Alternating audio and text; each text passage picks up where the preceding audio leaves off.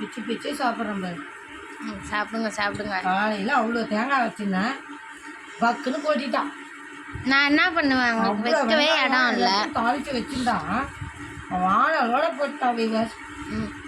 தோசைக்கல்லில் அப்படியே தாளித்து அப்படியே வச்சிட்டாங்க. நான் தூக்கிட்டு போய் பால் காய்க்கிறேன்ட்டு மேலே தூக்கி வச்சேன். என்னென்ன பருப்பு?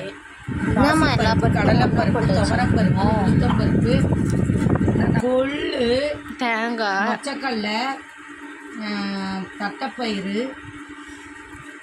எல்லாம் போட்டு அரைச்சிட்டு, பச்சரிசி புழுங்கல் அரிசி போட்டு அரைச்சிட்டு, தேங்காவை பழுப்பெல்லாம் போட்டுட்டு, மானியன் அவ்வளோ சீவி வச்சேன். கீழே போட்டுட்டான். அதுக்கு என்ன பண்ணுறது விடு. எப்படி இது பண்ண முடியும்? சொன்னம் தொட்டுக்கிட்டா அவ்வளோ டேஸ்ட்டாக இருக்கும். வெறுமண்ணை சாப்பிட்டாலும் டேஸ்ட்டாக தான் இருக்கும். சுசிக்கும் சாப்பிடுவோம். சாப்பிடுங்க சாப்பிடுங்க. காலை டிஃபன் இதுதான், கடவுள் கொடுத்தது. ஏன் நல்லா தான் இருக்குது நம்ம சாப்பாடு.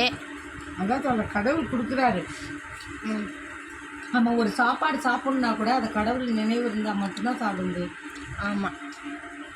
ஏன் தெய்வம் அவர், அப்படி இல்லை, ஏன் கொலை தெய்வம் அவர். அவரை காட்டுறீ?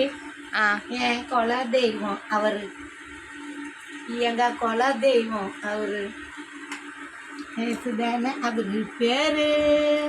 என் வாழ்க்கையோட சூப்பர் ஸ்டாரு என் பிள்ளைதான் சூப்பர். ஏ சந்துக்கு சந்துக்கு சந்தை, ஏ சந்துக்கு சந்துக்கு சந்தை வேணாம் விட்டுரு. குரல் நல்லா இருக்காது. பாய் பாய்.